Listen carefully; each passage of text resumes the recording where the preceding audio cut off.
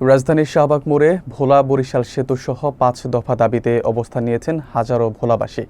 জুমা নামাজের পর বিভিন্ন স্থান থেকে মিছিল এসে শাহবাগে সমবেত হওয়ায় বন্ধ হয়ে পড়ে যান চলাচল। পরে তারা প্রধান উপদেষ্টার বাসভবন যমুনার অভিমুখে পদযাত্রার চেষ্টা করলে পুলিশ ব্যারিকেড দিয়ে বাধা দেয়। দাবিগুলোর প্রতি সরকারের দ্রুত সাড়া দেওয়ার আহ্বান জানিয়ে আন্দোলনকারীরা কর্মসূচি চালিয়ে যাওয়ার ঘোষণা দেন। বিস্তারিত থাকছে মোহাম্মদ রাশেদ খান এর প্রতিবেদনে।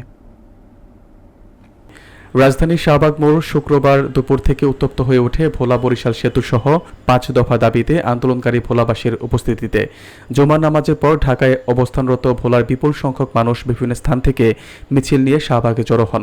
তাদের ভাষ্য অনুযায়ী ভোলা বরিশাল সেতু নির্মাণ দীর্ঘদিনের দাবি, যা পূরণ হলে যোগাযোগ ব্যবস্থা উন্নত হবে এবং দুই প্রান্তে মানুষের আর্থসামাজিক সুবিধাও বাড়বে।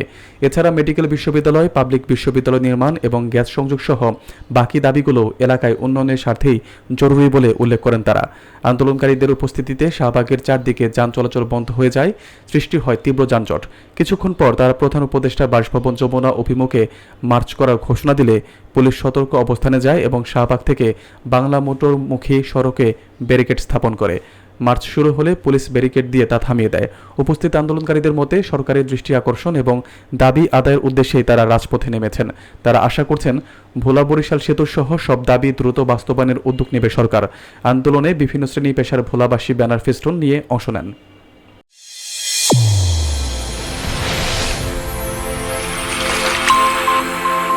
চ্যানেল A1 হৃদয়ের স্পন্দন।